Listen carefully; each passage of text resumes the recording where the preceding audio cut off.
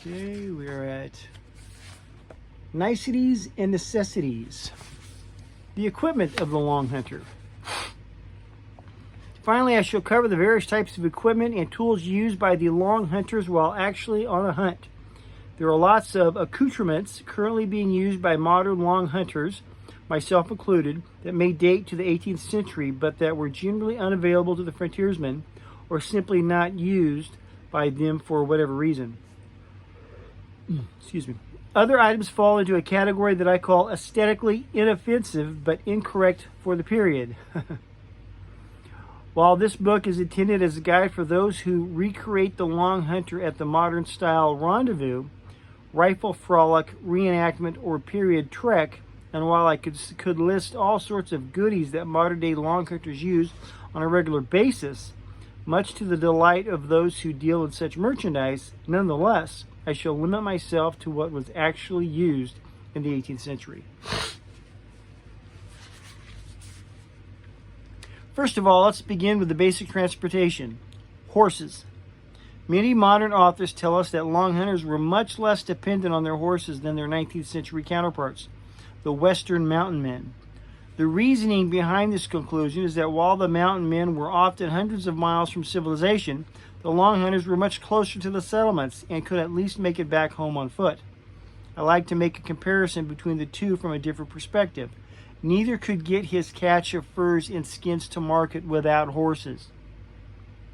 The mountain man at least had civilization coming to him in the form of a rendezvous, whereas the Longhunter had to get his catch back to civilization on his own. Also, the relatively close proximity of Indian encampments, whether friendly or hostile, provided the mountain men with a source of replacement animals. Seldom did the Longhunters enjoy this advantage.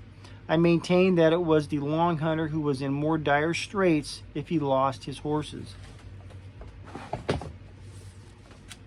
Another modern line of thought tells us that horses were impractical for the Longhunter because the eastern woods were often impassable on horseback or even on foot.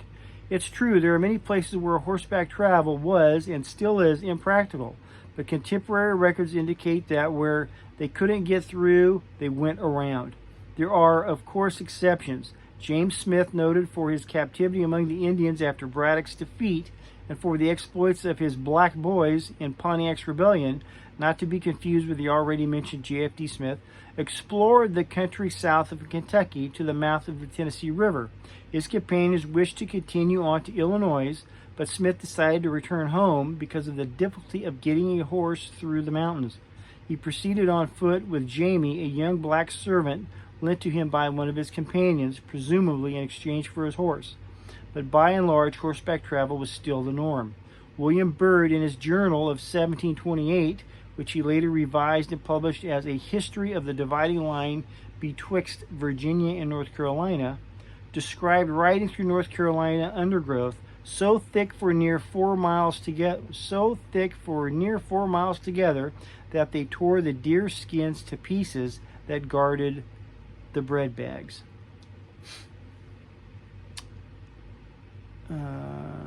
Just give me a definition for that. Either way, it was thick. For mountainous travel, Byrd preferred mules to horses, but for journeys of discovery such as that which he recorded, he recommended walking. This relieved the traveler of having to care for all but 1 or 2 pack animals. He didn't expect the recommendation to be taken, however, as he noted that his countrymen will often walk 2 miles to catch a horse in order to ride one. A tongue-in-cheek observation that Smith later expanded to a 5-mile walk for a 1-mile ride. I'm wondering if Smith might not have read Byrd. Because, as he observed, in this country nobody walks on foot for the smallest distance except when hunting. Emphasis mind. Oh, I'm sorry. Anyway. Hunting is the exception because naturally one does not attempt to stalk game from horseback any more than one would attempt to get hundreds of pounds of furs and skins to market on foot. Having said all this, I recognize that many, if not most of those, myself included, who are enamored with the Longhunter find that they are usually limited to foot travel, and because of time and modern camping ethics, must often compromise on shelter or do without. Therefore, I would be remiss if I did not address foot travel and appropriate shelter while afoot in their historic context. Aside from leaving his camp to hunt, under what circumstances would foot travel be necessary? Loss or abandonment of one's horses, certainly. James Smith's experience have already been cited, and there are others. George Washington, in his journal of 1753, decided to leave his exhausted horses and baggage, including a tent, with his party at Wills Creek and continue on to Williamsburg on foot. Accompanied by the celebrated frontiersman Christopher Gist, he wrapped himself in a match coat, which served him as a blanket, and he described his pack as containing papers and provisions. He later lamented having had to abandon the tent, as it provided at least some shelter from the inclement weather they encountered. The implication seems to be that they did without shelter, despite the fact that they were traveling in the dead of winter. Whatever your opinion of Washington as a woodsman, Gist was a consummate frontier scout. Other examples few modern-day longhunters haven't heard the story of Simon Kenton digging a small hole and keeping himself warm with a tiny fire of white oak bark, sheltered only by his blanket. Indian war parties were often on foot for extended distances. In his autobiography, Benjamin Franklin described one of their camps as a 3-foot deep hole containing a charcoal fire, around which they would lie wrapped in their blankets with their feet in the hole. Apparently, they considered keeping the feet warm to be the only real necessity.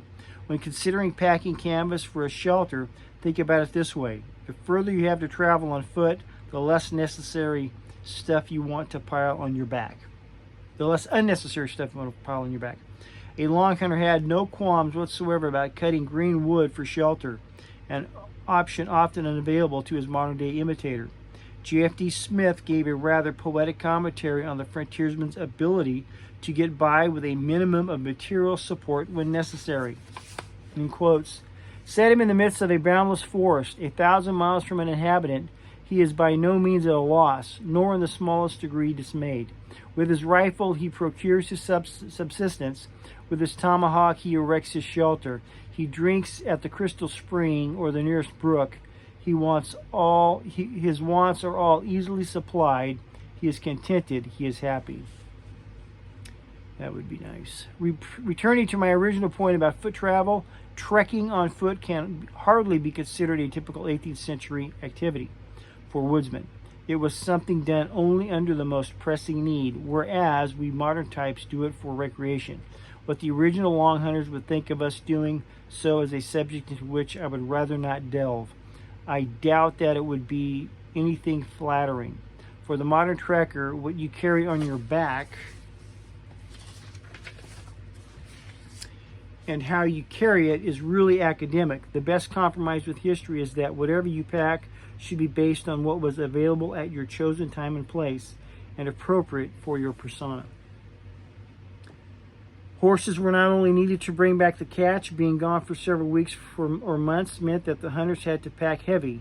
Unlike the western mountain men who rode unshod Indian ponies, long hunters rode shod horses that would need reshoeing periodically before the hunt was over.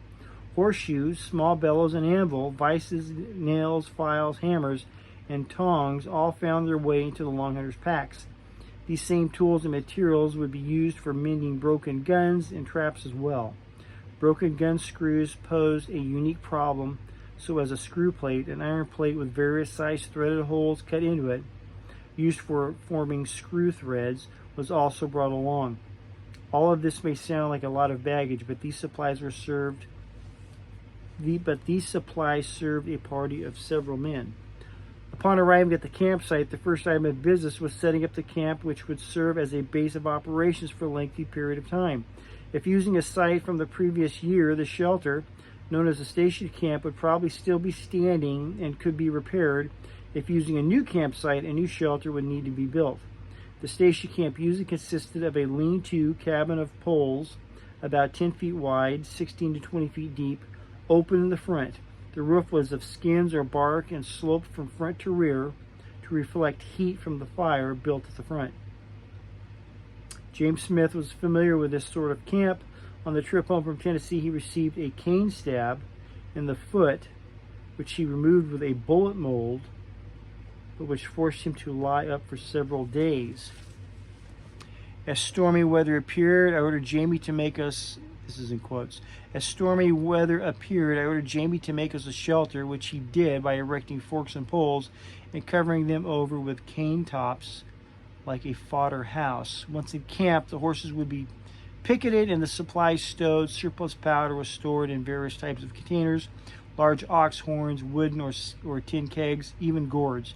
Lewis and Clark used a lead powder container that could be melted down into bullets once empty.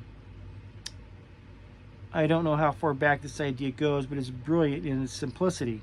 Longhunters are known to have packed lead ladles and molds for casting bullets. Some extant ladles from the 18th century are so small as to be nearly useless for running a large quantity of ball, but are ideally suited for recasting of spent balls taken from the carcasses of game. Let's see here. Let's hold that right there. Love you, God bless.